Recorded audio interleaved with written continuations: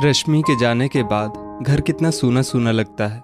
उसके रहने से घर में चहल पहल रहती थी, पर अब तो मेरी कौन सी चीज़ कहाँ रहती है, कब कौन सी दवाई लेनी है और उत्सव में मुझे कौन सी साड़ी पहननी है, इन सभी चीज़ों का ख्याल मेरी बेटी रश्मि ही रखती थी। सब कहते हैं माँ बाप के चले जाने से बच्चे अनाथ हो जाते हैं, पर यहाँ उसके जाने से मानो मैं अनाथ हो गई। सुधा जी अपने पति कौशल जी से कहती हैं, सुधा, कौन सी बेटी माँ बाप के पास हमेशा रहती है। एक ना एक दिन उसे विदा होकर अपने ससुराल जाना ही होता है। जैसे तुम इस घर में आई, वैसे ही तुम्हारी बेटी अपने घर गई, और फिर तुम ये क्यों भूल जाती हो कि तुम भी किसी की बेटी को विदा करवा कर लाई हो। तो एक बेटी को विदा किया है, अगर मानो तो बहू भी तो बेटी के समान होती है। कौशल जी बोले, ये सब बस सुनने में अच्छा लगता है जी, कोई बहू बेटी नहीं बन सकती, क्योंकि अपनी माँ तो अपनी ही होती है। जितना वो अपनी माँ के लिए दर्द महसूस करती होगी, क्या मेरे लिए वो दर्द महसूस कर पाएगी?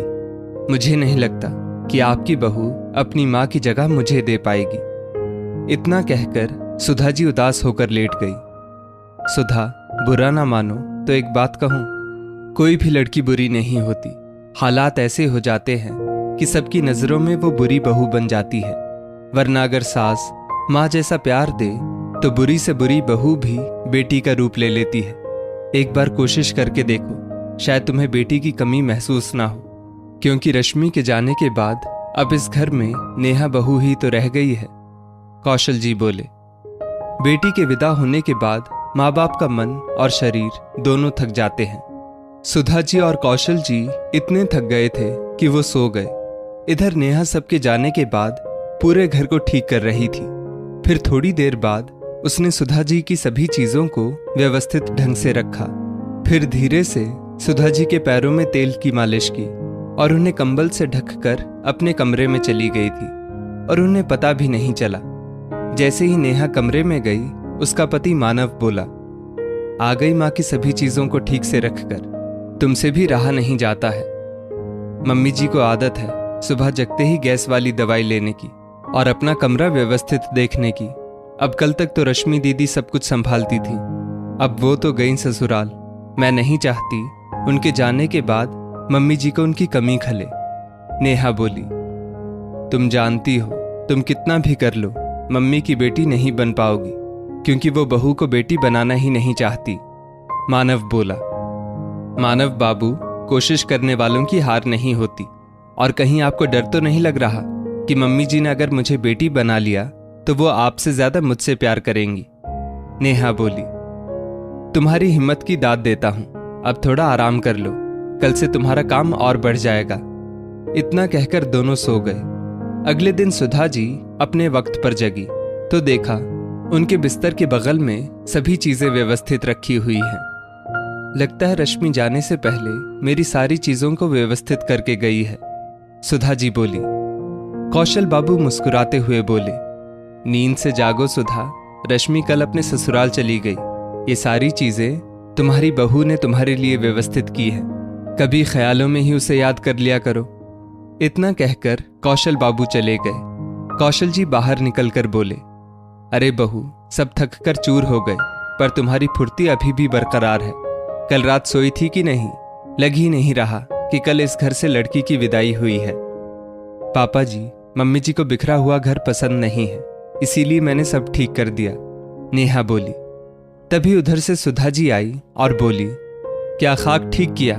पूजा के कमरे में सब कुछ फैला हुआ है, फूल चारों तरफ बिखरे हुए हैं, अब कैसे मैं वहां पूजा करूंगी? कहना बहुत आसान है, पर बहू से बेटी बनना इतना आसान नहीं है। सुधा जी पूजा के फूलों को हटा रही थी। नेहा बोली, मम्मी जी, इन्हें मत हटाइए, मेरी माँ कहती थी बेटी की विदाई के 24 घंटे बाद तक इन फूलों को ऐसे ही रहने देते हैं, ताकि बेटी की यादें और उसकी खुशबू घर में बरकरार रहे। मैं नहीं चाहती कि दीदी की यादें इतनी जल्दी धुंधली हो जाएं। नेहा की बातें सुनकर सुधा जी की आंखों में आंसू आ गए। कौशल बाबू बोले, देखो, इसे अपनी ननद की यादों को ताज़ा रखना है और तुम्हें अपनी बेटी की यादों से बाहर निकलना है। अब बताओ, किसको किससे ज्यादा लगाव है? नेहा ने आगे बढ़कर सुधा जी के आंसुओं को पोंछा और बोली, मम्मी जी, बेटी के जाने के बाद सास के आंसू बहू ही पोंछती है और पापा जी बेटी को विदा करके सास बहू को बेटी भी तो बना सकती है। सुधा जी को एहसास हुआ कि नेहा रश्मि और घर के लिए कितना सोचती है। कहीं ना कहीं उनकी पुरानी मानसिकता ने बहू को बेटी बनने ही नहीं दिया। सास के मन में बहू के लिए बेपनाह प्रेम रहता है, बस वो राज की तरह उस प्रेम को दबाए रखती है। समय बीता, सुधा जी धीरे धीरे नेहा पर भरोसा करने लगी। आगे चलकर जब रश्मि घर आई तो अपनी माँ के साथ भाभी का बढ़ता हुआ भरोसा देखकर उसे भी बहुत खुशी हुई। वो सुधा जी से बोली, माँ अब मुझे आपकी चिंता नहीं है, क्योंकि अब आपके आंसू पोंछने के लिए आपकी बहू ने आपकी बेटी की जगह ले ली है। हर सास अगर अपनी बहू पर भरोसा दिखाए तो कोई बेटी अपनी माँ की चिंता लेकर ससुराल ना जाए। सुधा जी ने अपनी दोनों बाहें फैलाई तो एक तरफ से रश्मि और दूसरी तरफ से नेहा ने उन्हें गले से लगा लिया। सास के आंसुओं को पोंछकर एक बहू ने भरोसा कब जीता और कब वो बहू से बेटी बन गई पता भी नहीं चला। अंत भला तो सब भला। बेटी ने माँ की चिंता भाभी को दे दी और बहू ने सास की चिंता को माँ की चिंता समझकर अपनी जिम्मेदारी निभाई। सुधा जी बोली, दोस्तों, भरोसा एक ऐसा शब्द है जिस पर हर रिश्ता टिका होता है।